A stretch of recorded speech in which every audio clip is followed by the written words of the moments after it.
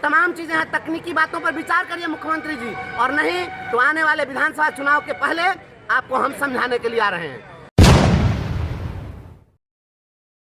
सक्षमता उत्तीर्ण शिक्षकों के लिए माननीय मुख्यमंत्री महोदय, आपने जो अभी घोषणा की है कि जो शिक्षक जहां हैं उसी विद्यालय में बने रहेंगे और इन्हें ये 10 अनुमंडल परिभ्रमण योजना से इनको मुक्ति मिल जाएगी, क्या माननीय मुख्यमंत्री यह पर्याप्त है? ये आपको जो आपके विभाग का जो ये पदाधिकारी और ये हुक्मरान है, ये आपको हिस्सों में ज्ञान बांट रहा है, क्या यह मुकम्मल निर्णय है? आप सोचिए उन शिक्षिकाओं के बारे में जो शिक्षिकाएं पिछले 20 वर्षों से अपने मायके में नौकरी कर रही हैं, वह चाहती हैं कि हमें स्वैच्छिक पदस्थापन मिले। तो ये शिक्षक यह नहीं चाह रहे हैं कि केवल और केवल हमको वहीं पर छोड़ दीजिए, इसमें सभी शिक्षकों की अपनी अपनी परिस्थितियां हैं। आप इन परिस्थितियों का समझिए। आपके जो ये IPS शिक्षा मंत्री हैं और ये जो आपको ये जो तमिलनाडु वाले जो ये आए हुए हैं हाकिम, इन लोगों को बिहार की जानकारी नहीं है और ये बरगला रहे हैं आपको, और इससे कोई आपको फायदा नहीं होने वाला है।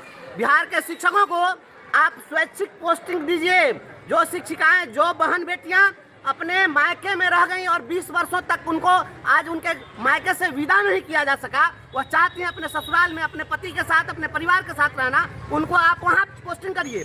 और जो छठे चरण में शिक्षक नियुक्त होकर आए हैं, जो TET से नियुक्त होकर हमारे भाई बहन आए हैं, वे लोग भी चाहते हैं अपने घर के पास जाना चाहते हैं, तो आप उनकी पोस्टिंग कैसे करिएगा? फिर वो तो वहीं के वहीं रह गए।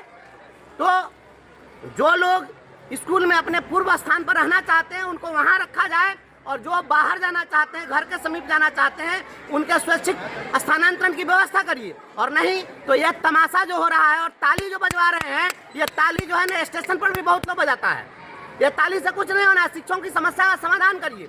और जब तक आप हमारा प्रमोशनल एवेन्यू नहीं देंगे, हमारे प्रोन्नति के रास्ते को आप नहीं खोलेंगे, माननीय उच्च न्यायालय ने आपको प्रमोशन का आदेश दिया, वहां जाकर आपका अधिकारी घुटना टेक दिया और आज प्रमोशन की कोई बात नहीं हो रही है।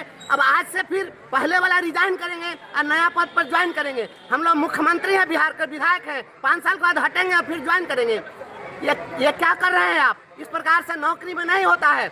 मध्य प्रदेश में और छत्तीसगढ़ में क्या हुआ? लोगों को एब्जॉर्ब किया गया। उड़ीसा में क्या हुआ? एब्जॉर्ब किया गया। जो भी लोग डेली वेजेज वर्कर होते हैं उनको उस विभाग में एब्जॉर्ब किया जाता है। तो यह सेवा का सामंजन होना चाहिए था, न कि नई पोस्टिंग होनी चाहिए थी। आपका अधिकारी यह आपको टुकड़ों में ज्ञान दे रहा है। कृपया आप इस चीज को समझिए, मूलभूत समस्याओं पर विचार करिए। और आप हमारा प्रोमोशनल एवेन्यू खत्म कर दिए, आप हमारे सर्विस कंटिन्यूटी को नहीं दे रहे हैं। अगर पूर्व 20 वर्षों से जिन्होंने सेवा की है उनको अगर पूर्व के सेवा का लाभ नहीं मिला, तो फिर जब UPS लागू होगा उनको पेंशन में क्या लाभ मिलेगा? ये तमाम चीजें हैं, तकनीकी बातों पर विचार करिए मुख्यमंत्री जी, और नहीं तो आने वाले विधानसभा चुनाव के पहले आपको हम समझाने के लिए आ रहे हैं। तमाम गुरुजन साथी एकता बनाए रखिए और विधान परिषद का यह सीट निकालिए। ये सारे सवाल मुख्यमंत्री से आंख में आंख मिलाकर के सदन के अंदर हम पूछेंगे। आपकी एक एक समस्या, यहाँ पर लोग गुमराह करने के लिए लोग बैठे हुए पदाधिकारी लोग मुख्यमंत्री को मिसगाइड करते हैं और बस छोटी छोटी बात पर ये ताली बजवा करके और वाहवाही बटोरना चाहते हैं। शिक्षिकाओं की समस्या का समाधान हो, उनका स्वैच्छिक पोस्टिंग हो। जो भी हमारे पुरुष शिक्षक हैं, चाहे TET से हैं या छठे चरण में बहाल हैं, उनकी पोस्टिंग हो। जो लोग विद्यालय अध्यापक के रूप में आए हैं वो भी अपने घर के आसपास जाएं, उनके लिए भी पोस्टिंग की व्यवस्था हो। सभी का स्वैच्छिक पदस्थापन करिए, नहीं तो यह जो नीति है यह नीति तमाशा बनकर रह जाएगी और आक्रोश और भड़केगा। बहुत बहुत